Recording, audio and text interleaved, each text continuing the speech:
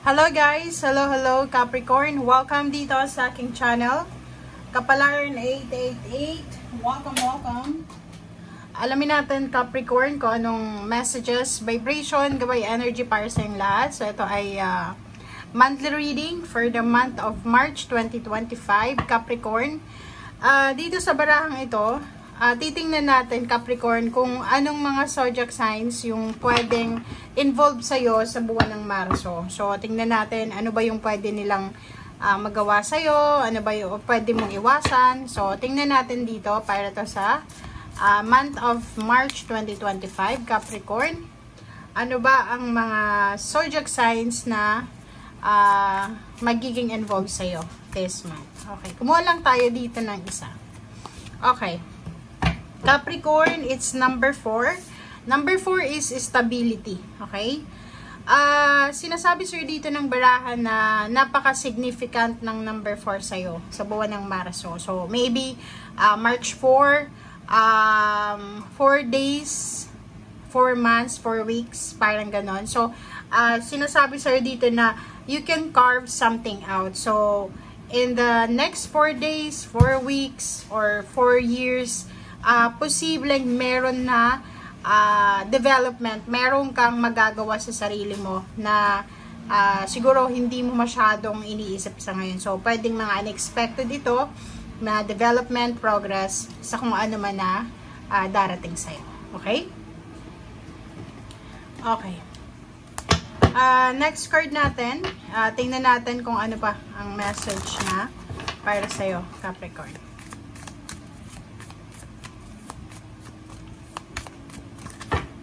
Okay. Peaceful resolution. Wow. So, for the month of March, nakikita natin dito, para to sa mga Capricorn ha. So, halimbawa ngayon, habang nanonood ka, marami gumugulo sa isip mo, sa buhay mo. Parang feeling mo, napakahirap magdesisyon, di ba? So, medyo marami kang pinagdadaanan ng mga confusion. Meron kang pinagdadaanan na possible na sitwasyon na napakahirap pagdesisyonan. But this month of March, sinasabi ng baraha sa'yo na makukuha mo, mahanap mo yung isang solusyon na peaceful, diba? So, parang sinasabi na lahat ng mga ito na nangyayari sa ngayon, ay lahat ay may solusyon. So, in peace, lahat maayos. Okay? Okay, so number 53 is number 8, 5 and 3, 8, Magician in the Mirror. So, maganda kasi sinasabi sa'yo dito Capricorn ng Magician in the Mirror na for the month of March, sobrang balanse yung takbo ng buhay mo. Ibig sabihin, mababalanse mo yung emotion mo, yung financial mo, and at the same time, nakikita ko na marami kang marirealize sa buwan ng Marso. So much realization. And nakikita ko na meron ka talaga na tinatrabaho sa ngayon, mapa-relationship man yan, business, career, or anything, na posibleng parating na. Okay, parating na siya eh. So, pwedeng higher position sa isang company, travel, relocation, graduation. So, napakarami dito. Okay? Number 10, 4610. Kung lalaki ka naman na Capricorn, posibleng ikaw ay sobra-sobra kang mag-isip ngayong Marso, okay? Parang masyado kang overthinking, 'di ba? Masyado na over pa. So dito sinasabi sa iyo na marami kang pinag-iisipan. Parang yung gabi, pag sumapit na yung gabi, hindi ka na makatulog, pero sa umaga, inaantok ka. Dahil hindi ka mapakali kasi ang dami-dami mong mga iniisip.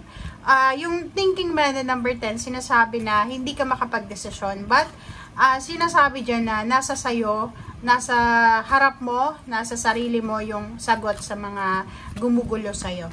Okay? So, if ever kailangan mo ng balance, stability, balance, yan ang kailangan mong i-focus this month of March. Okay, King of Swords. Wow. So, moving forward, nakikita ko sa mga Capricorn dito na nakafocus sila sa pag-move forward. So, wala ka na doon sa sitwasyon na parang nakatingin ka lang sa past mo.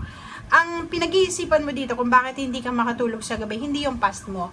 Ang nakikita ko na rason kung bakit sleepless nights ka, ay dahil sa masyado ka excited para sa future or hindi mo alam kung ano yung mangyayari sa'yo sa future. Kaya, sobra kang nag-iisip. But, moving forward, nakikita ko yung King of Pentacles, King of Swords,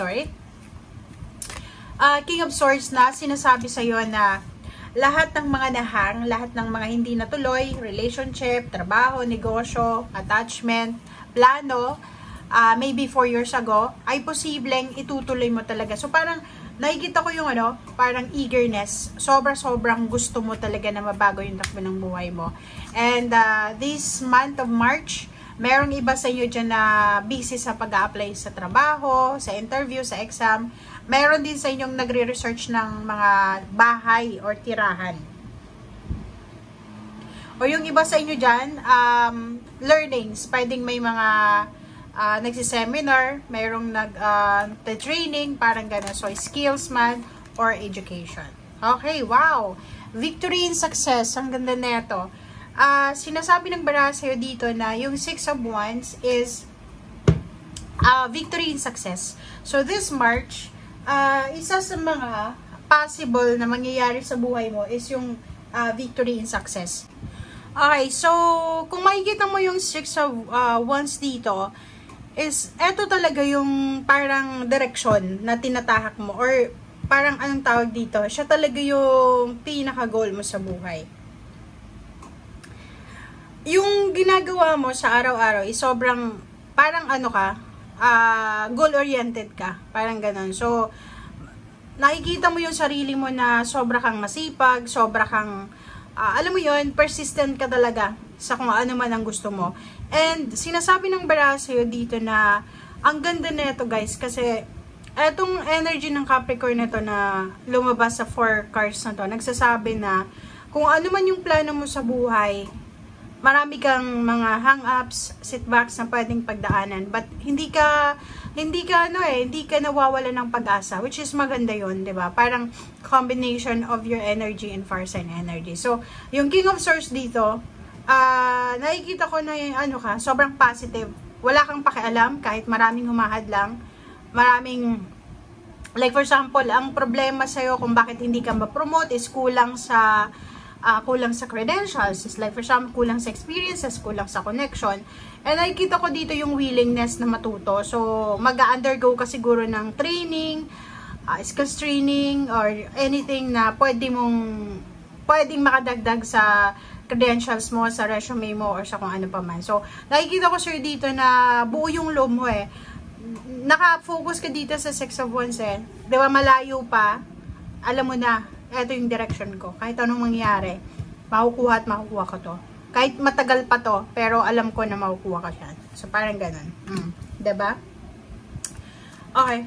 So, for the month of March, nakikita ko sa'yo dito na you're super happy. Super happy, super peaceful, diba? At peace. May mga celebration or may mga rason kung bakit ka celebrate this month of March. And then, nakikita ko na may time ka rin para makapagpahinga. Nakikita ko sa'yo dito na, yun nga, buo yung loob mo Hindi ka natatakot sa kung ano man na challenges, mga hang-ups na yan, delays. No, hindi ka natatakot. Kasi alam mo sa sarili mo, na kaya mo yan na pagdaanan, kaya mo yan na i-overcome. So, nakikita ko sa'yo dito, na isa sa dahilan kung bakit ka magsa-celebrate is because maraming mga balita, yun, good news, information, communication na pwedeng makatulong sa'yo para maging balanse yung salapi mo. So, ang halimbawa dito is, hindi ka na masaya sa kasalukuyan mong trabaho or business, marami kang connection, marami kang kaibigan, marami kang kakilala na magsasabi sa'yo na, uy, alam mo, Capricorn, may i-recommend ako sa'yo, ganyan, ganito. So, nakikita ko sa'yo dito, wala sa vocabulary mo yung sumuko. Wala sa vocabulary mo. Palagi kang excited. Tingnan mo, diba? Siguro for several months or weeks, masyado kang negative kasi nagmamadali ka. But, for the month of March, nakikita ko na naiintindihan mo eh, 'di ba? Naiintindihan mo na ganito pala yung takbo ng buhay natin. Kailangan nating maghintay, kailangan natin na magdahan-dahan. So which is nakikita ko sa'yo dito na sobrang success to na darating sa'yo. Napaka-positive mo, napaka-sipag, napaka-tiyaga, alam mo, yung karakteristik ng tao talagang magtatagumpay. So, nakikita ko sa'yo dito na you will be super happy, excited, at peace. Kasi alam mo sa sarili mo na kahit wala pang nangyayari sa ngayon, alam mo na papunta ka na doon. Okay? Thank you guys for watching. Bye!